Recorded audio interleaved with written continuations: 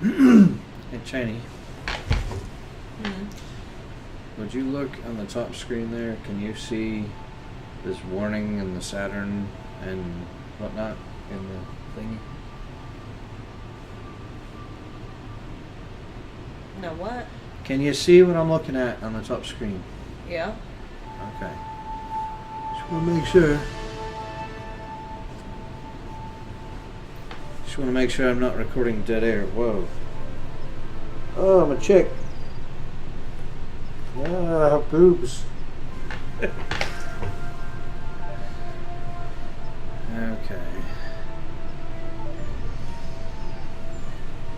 Oh, this is neat.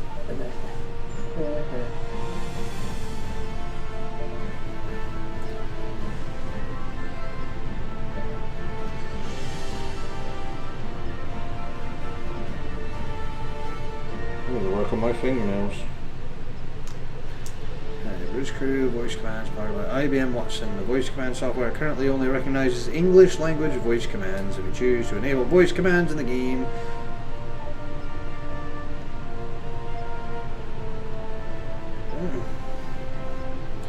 you can interact with your crew using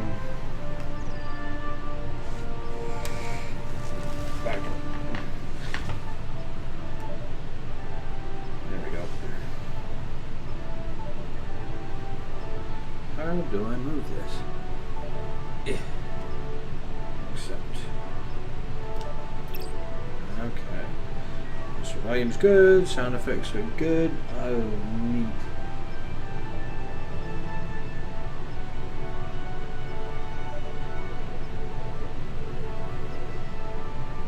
Voice commands are on. Welcome to Star Trek Bridge Crew. Please take a moment to familiarize yourself with the controls.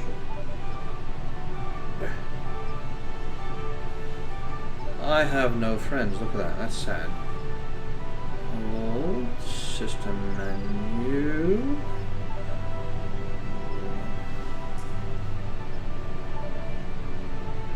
Right hand grab. Select.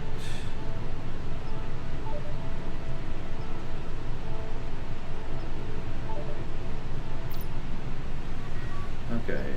Hold. Reset a position. Oh, that is really neat.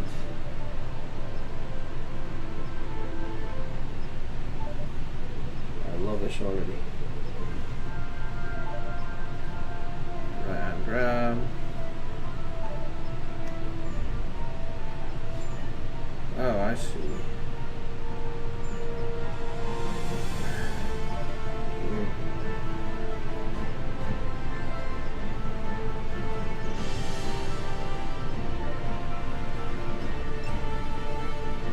Okay. Starfleet Academy.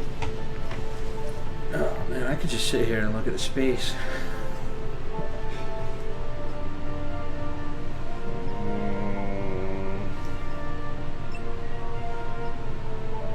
Oh.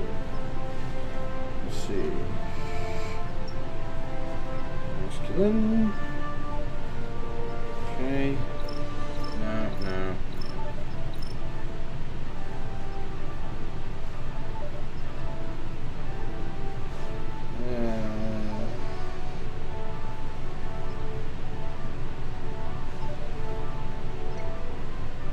No. I'll be Andorian.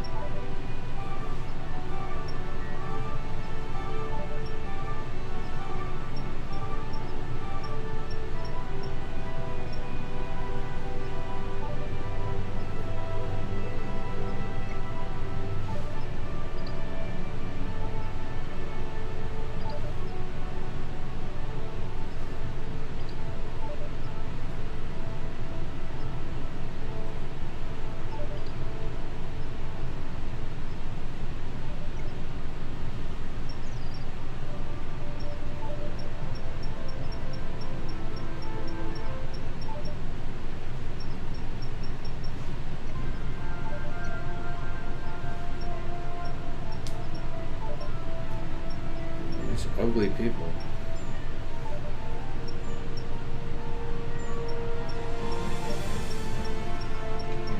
Oh, I see.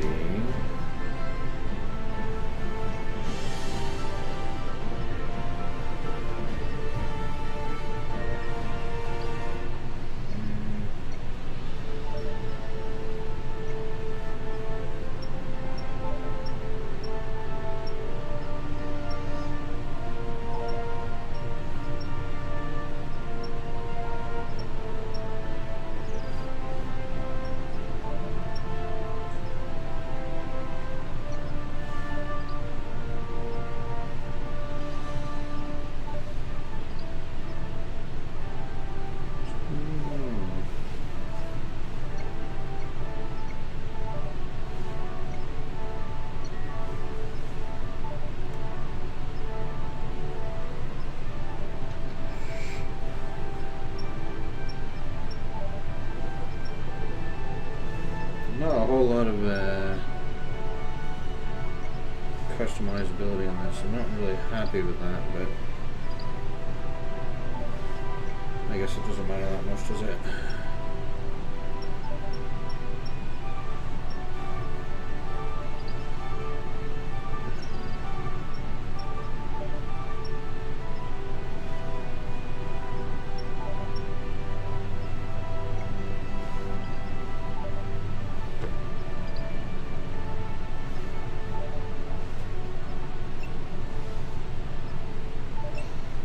Guess I can all be changed later if it needs to be.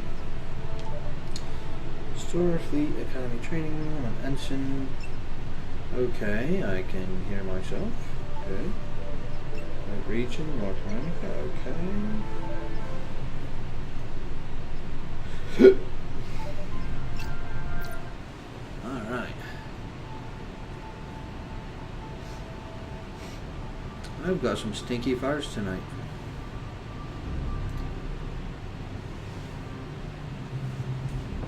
Welcome to the Starfleet Training Simulator. Our system is currently configured to train command crew of Aegis-class starships. Here you may learn about the roles and responsibilities of each officer on the bridge, and how to operate all of the controls of their command stations. Feel free to experiment and get comfortable with the ship here in the simulator before moving on to the real thing. As captain, you are in overall command of the crew. It is your responsibility to communicate with and to coordinate the actions of the other officers on the bridge. You'll receive important updates on mission status, and also have direct control of the main view screen. The captain's objectives feed contains vital information about your ship's mission. Updates from support crew and Starfleet Command are reflected here, so that you will always know what your crew needs to accomplish. Open the objectives feed now. Some objectives also have more detailed information. Sometimes you, as captain, must choose between different ways to complete an objective and direct your crew accordingly. In all cases, your crew depends on you to keep them informed of their goals. Select the objective for more information. Sometimes you will receive additional information to help with your mission. Keep an eye out for your intel feed, located near your objective readout for tips and hints.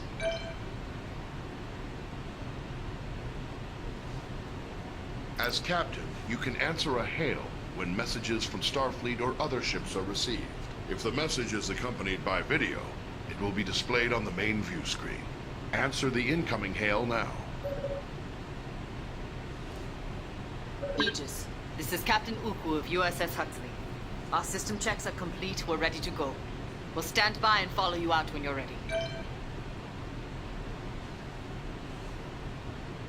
At any time while on the bridge, you can use an external view to see what is going on outside and around the ship. Hold the external view button now.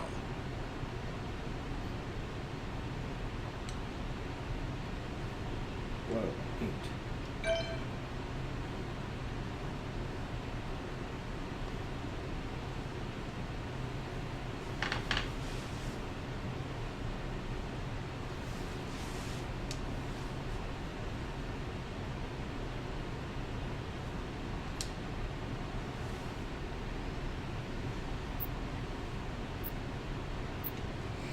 As captain, you can access basic information about your ship's status. Open your status displays now.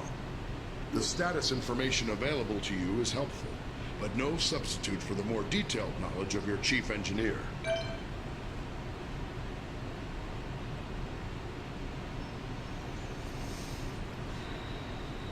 As captain, you have the same maps at your fingertips as your helm and tactical officers. You may use these to aid communication, to identify a target for tactical, or to specify a destination for helm. Targets and nearby destinations are selected from the local map, which shows objects of interest around you. Open the local map view. Now touch any object on the map to select it as your target. Some orders you give to the crew require you to first designate a target or destination, exactly as you just did. When playing alone or with AI members of the command crew, the captain gives orders to the AI officers. To give an order to a specific officer, look at them and use the orders system to select from the available commands. Remember, some commands will first require that you select a target or destination. Try ordering your chief engineer to prioritize power to engines. Some orders apply to the entire crew. To access these orders, look towards the central console in front of you. First, select the closest ship from your local map. Then try ordering the crew to investigate it. Did you start the dryer? Yes, I started the dryer, Cheney.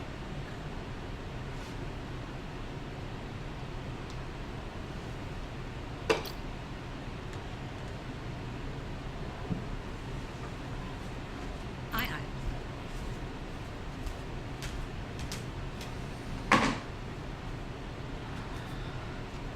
Acknowledged. Prioritizing power to engines.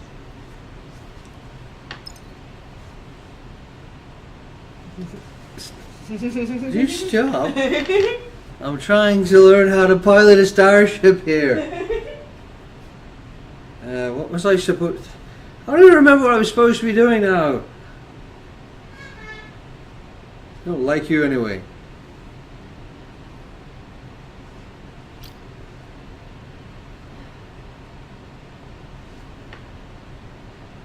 Aye, aye. Locking new target.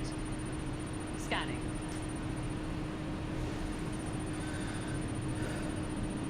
Alright, this is neat. Scan complete, Captain.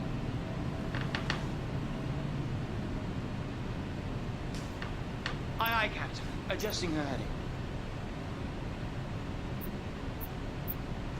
Impulse engines allow the ship to rapidly traverse great distances within a star system.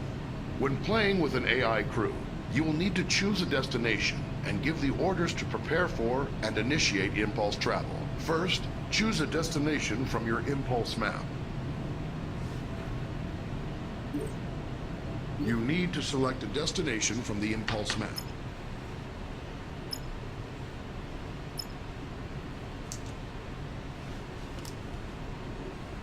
Now give the order to prepare for impulse. Your chief engineer will give more power to the engines, and your helmsman will lay in a course and align the ship. Tell the crew to engage impulse flight. Course for impulse.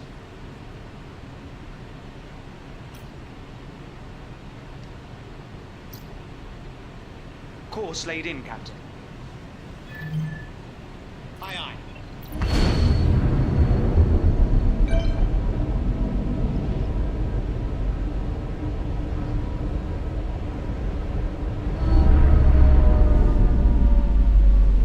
The ship's warp drive can generate a warp field, distorting space around the Aegis and allowing you to travel to other star systems much faster than the speed of light. When playing with an AI crew, the captain chooses a destination and gives the orders to prepare for and initiate warp travel.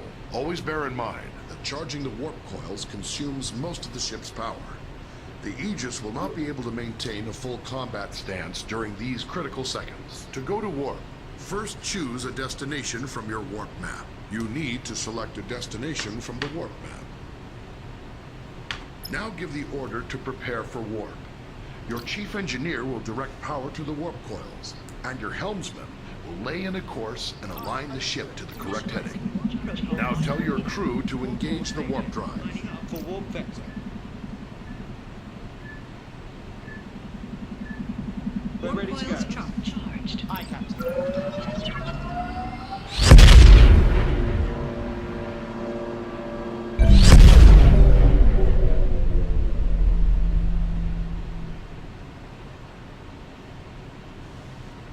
Captains have control of the main view screen.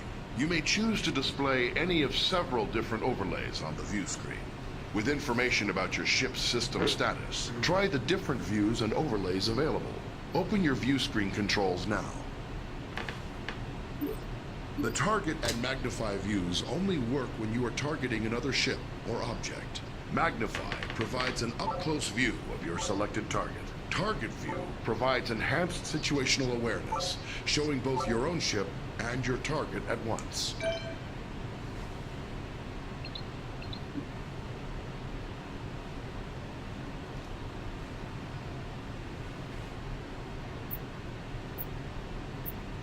Sometimes, as captain, you may wish to take temporary control over another command station. This allows you to perform any of the functions of that role. Then return to the captain's chair when ready. You cannot, however, take control of a station currently being operated by another player. To take control of another station, look at any of your AI command crew and activate orders mode. Now choose the Take Over option. You can return to the captain's chair at any time by tapping the orders mode button again.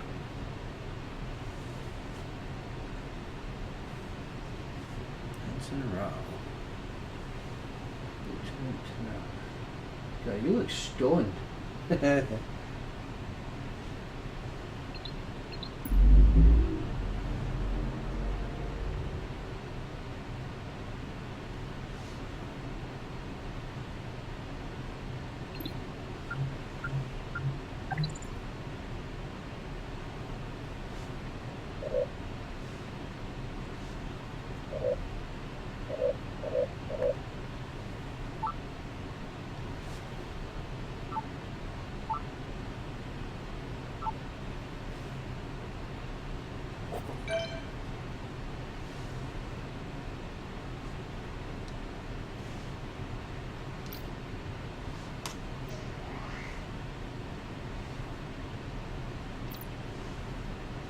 In emergency situations, you can sound a red alert to notify your ship's crew.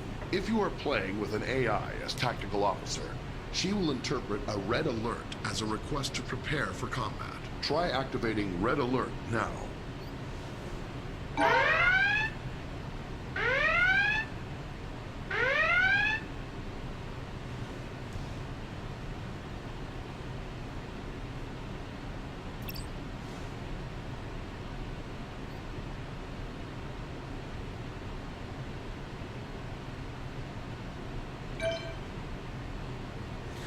So far, this is pretty fun. Even just learning how to play, I'm probably going to get absolutely wrecked first time I try to do anything. As helmsman, you are the ship's navigator, responsible for maneuvering the ship and navigating within and between star systems. Your crew depends on you to get the ship wherever needed, to avoid collisions with hazards in space, and to maneuver for tactical advantage in combat situations. Your local map can be used to mark ships and objects as waypoints, to check your proximity to hazards, and gauge when you are close to being detected by hostiles. Touch any target on the map to select it. Your basic maneuvering controls allow you to give the ship forward or reverse thrust, to steer the ship to port or starboard, and to move the ship up or down on its vertical axis. The amount of thrust you can give depends on the amount of power your chief engineer allocates to engines. The more power your engines have, the more responsive the ship will be. Maneuvering controls are only available when your local map view is active. Yeah. Okay. The throttle controls your speed and also allows you to reverse or make a full stop.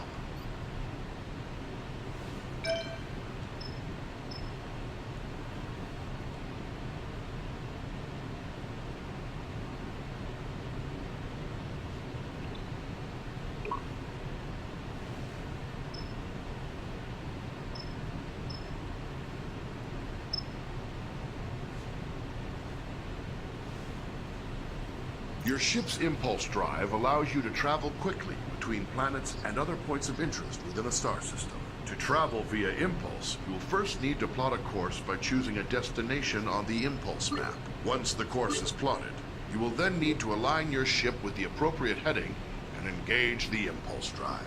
Be aware, the impulse drive cannot be engaged unless the chief engineer has allocated sufficient power. Switch to your impulse map. Select any point of interest in the star system to plot a course to that destination. Now return to the local view and steer the ship to line up with your plotted course.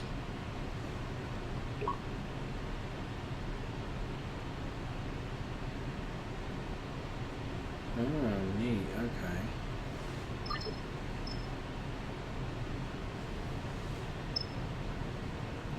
Okay. You know what?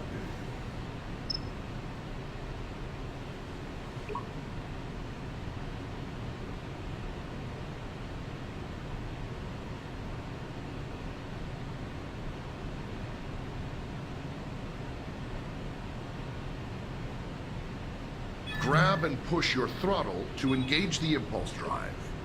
The ship's computer will automatically follow the course you plotted.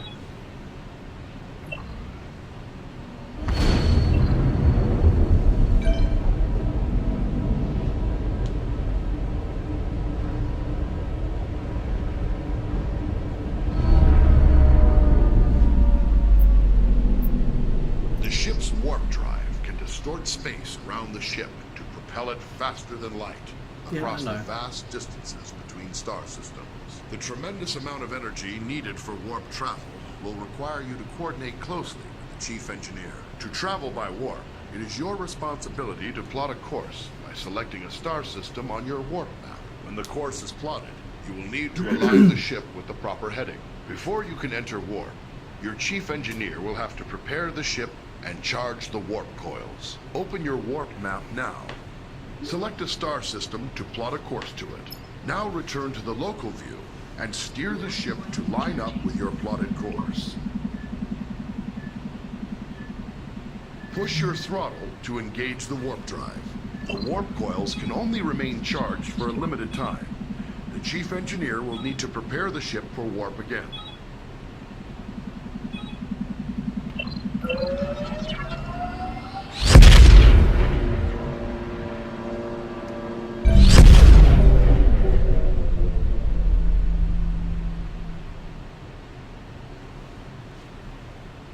Various systems of the ship affect how easily other vessels can detect the Aegis. The Aegis is designed to avoid detection at ranges where other Federation vessels would be easily visible to another ship's sensors. As helmsman, the more thrust you are using, the farther away the Aegis can be detected. On your local map, you'll see a ring that expands and contracts as the ship's signature increases or decreases. When other ships come within that ring, they will detect the Aegis.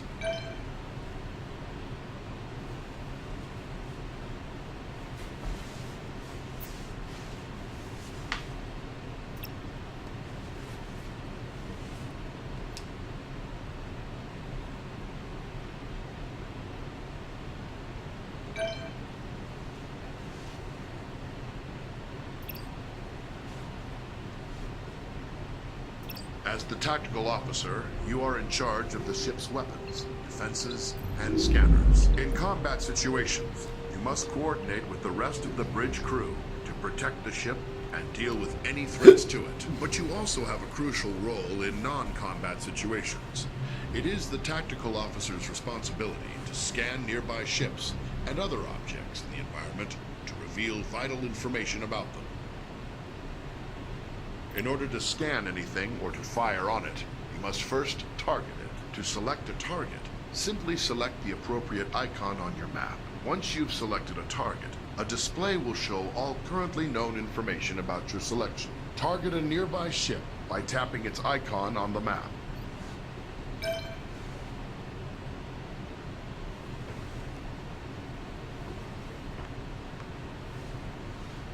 You will often need to scan a target to learn more about it, or to locate people or objects of interest in another vessel. Some objects are scanned with a simple, general scanning action, This happens automatically when the object is targeted. More complex objects, like other ships, can be scanned for specific properties, such as the locations of any weak points in a ship's system. When an object has many features to scan, scanning them all at once is much slower than scanning a single specific system. Scanning is required before it's possible to transport people or cargo off of another vessel, or before being able to target weak spots of an enemy's ship's systems. Target a nearby ship by tapping its icon on the map. Here you can select what systems you want to scan. Scanning a single system will always be faster than scanning multiple at once. Also, the closer the ship is to the target, the faster you can scan. Scan the ship's engines now to reveal their status, and any weak points which would allow you to damage the engines directly.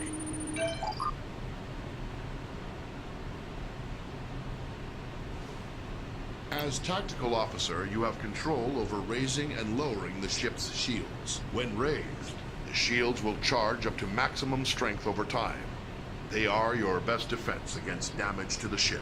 When shields are lowered, or down to 0 strength, any damage to the ship may cause serious harm to onboard systems, or even loss of life to your crew. When shields are raised, the chief engineer can direct power to them to increase their effectiveness. Raise the shields now. There is a delay while power is channeled into the shield emitters before the shields come online. In a combat situation, remember that you need to raise shields before the enemy fires. That makes sense. Photon torpedoes are a devastating weapon. They can automatically track a moving target and deliver heavy damage on impact. However, before you can fire them, you must first give the order to arm them. Arm your torpedoes now. Each torpedo tube takes time to load. Your supply of torpedoes for any mission is limited, so use them wisely. Target the nearby ship and fire torpedoes at it.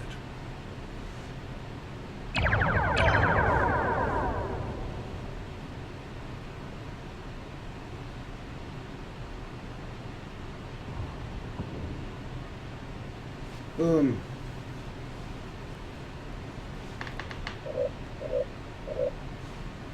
Phasers are a versatile energy weapon. They continually charge over time, and when fully charged, your phaser banks hold enough energy to fire multiple shots at your target. Phaser banks automatically track your target, but only if it is within the indicated firing arc and within the current range of your weapons. The effective range and damage of your phasers is controlled by the amount of energy the chief engineer allocates to them. Target the nearby ship and fire phasers at it.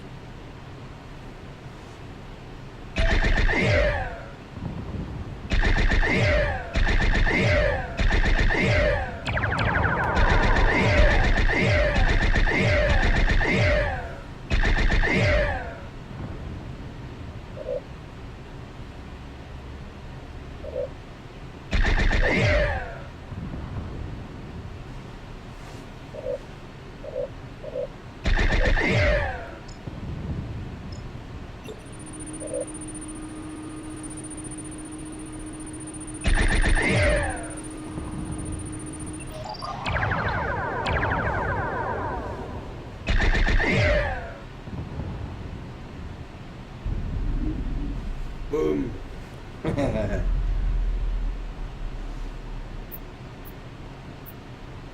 Phasers can be used to precisely target weak spots of another vessel. To use this ability, you must first scan the desired subsystem of a target, such as its weapons or engines.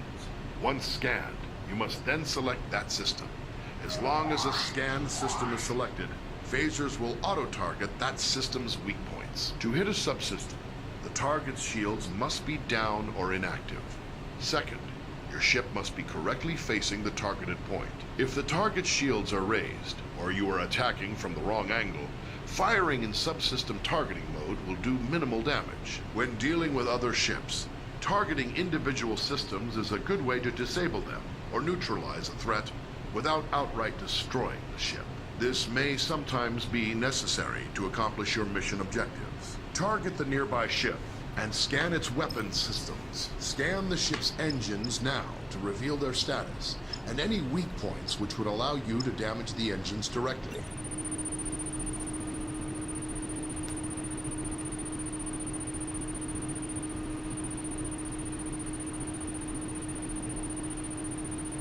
Now select the ship's weapon systems to lock on to their weak points. Your phasers are now in subsystem targeting mode.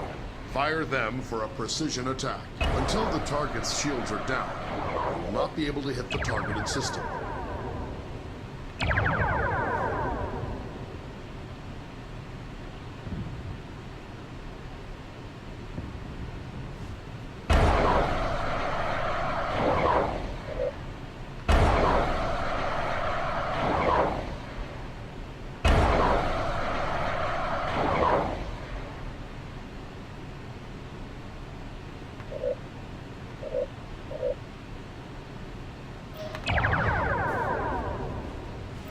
A torpedo! Very good. You have damaged the targeted system.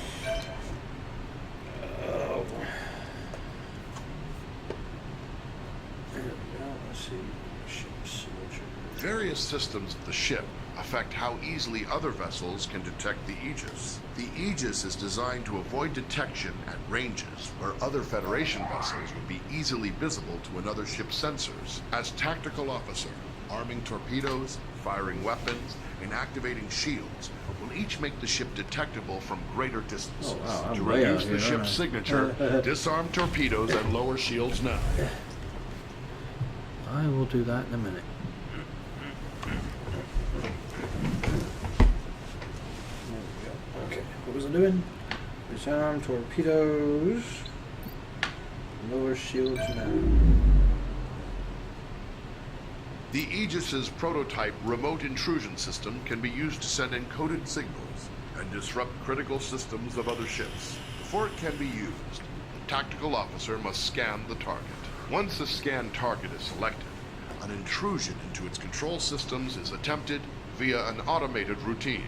If successful, you may then choose to attempt any of the available disruption routines to temporarily cripple a specific system. Activate the remote intrusion system. Target a nearby ship by tapping its icon on the map.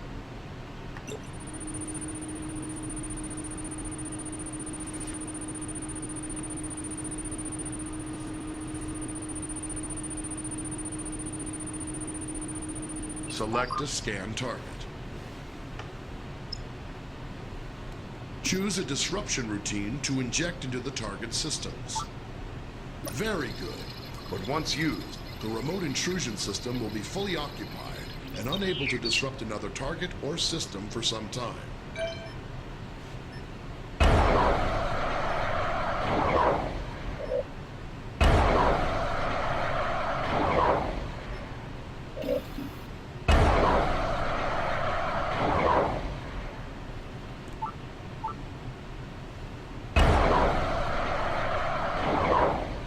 Okay.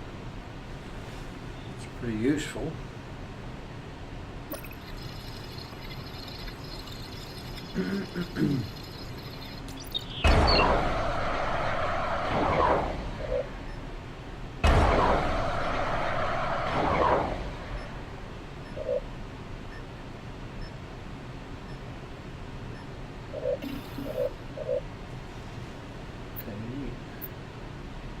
Your ship is equipped with standard transporters for beaming objects or personnel aboard from other vessels or locations.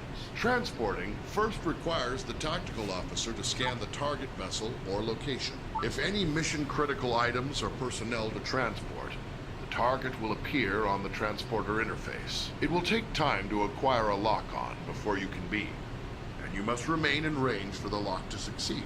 The transporter cannot penetrate through your ship's own shields or those of another ship, so you must coordinate with tactical to make sure your shields are down when you need to transport. If you are attempting to beam something from a hostile vessel, your crew will first have to disable its shields. Activate the transporter interface. Target a nearby ship by tapping its icon on the map.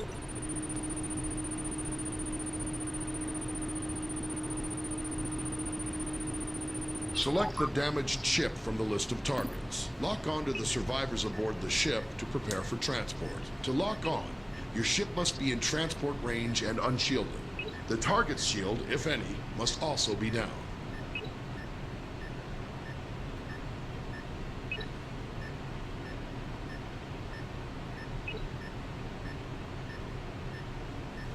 You have transporter lock on the survivors. Give the order to energize. The survivors are now safely aboard the Aegis, but you can only transport 6 at a time. Anytime there are more than 6 targets to transport from a single vessel, you will need to perform multiple transport cycles.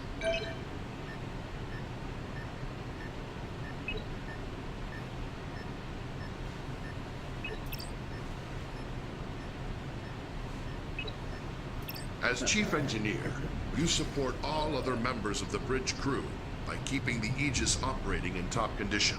You monitor vital status information about the ship's systems, allocate power needed for maneuvering and combat, and manage the ship's power grid to compensate for damage or boost its capabilities. You also manage the ship's repair teams and keep an eye on how visible the Aegis is to other ships in the area.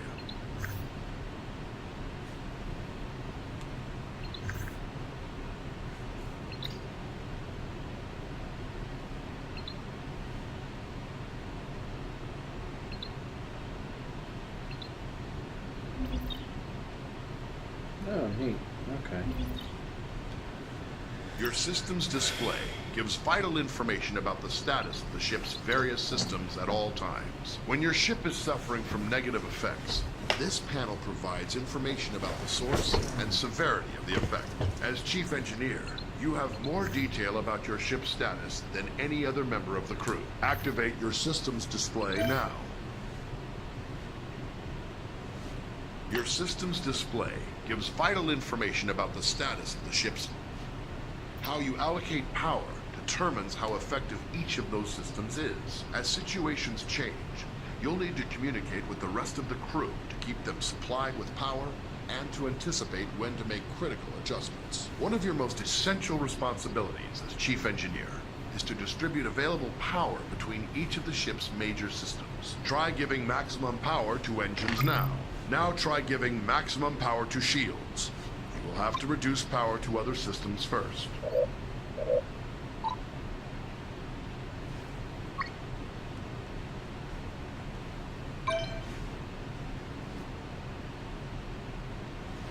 Before the ship can travel between star systems, you must make the ship ready and charge its warp coils. This draws a tremendous amount of power, and you will be unable to make any further changes to power allocation or routing while prepping for warp. Begin preparing for warp now. Charge the warp coils. The helmsman will have a limited time to engage the warp drive, or the coils will automatically discharge to prevent damage to the ship. Warp coils charged.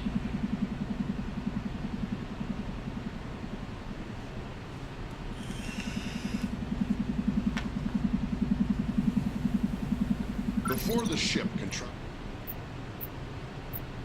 When the ship sustains damage, it's up to you to deploy repair crews and get critical systems back in working order.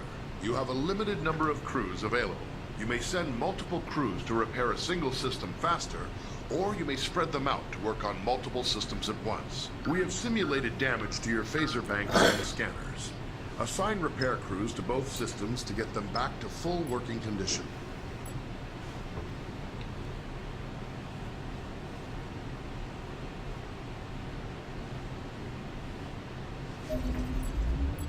Phaser array restored. Sensor array restored. It's possible to increase the power to one or more systems beyond normal safe operating limits by rerouting the ship's power grid. Switch to rerouting mode now. Try diverting extra power to shields by dragging an adjacent power node over to it. You have increased maximum shield strength by drawing some power from other systems. This situation is risky, though. The extra power flowing through those conduits could cause internal damage. When you use the rerouting system, you must keep an eye on the power grid and be ready to make changes as needed.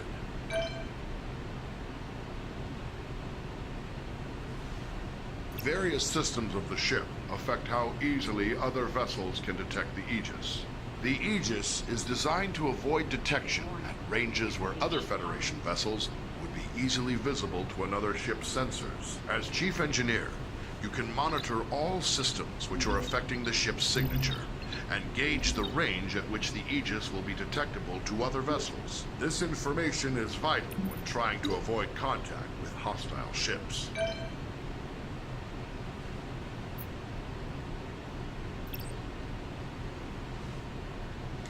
Alright, so that was the training menu, I guess.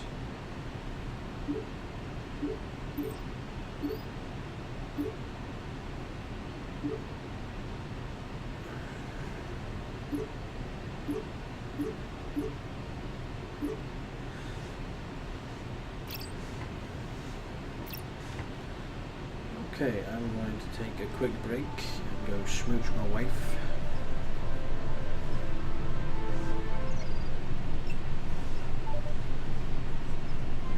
I shall be back in a moment.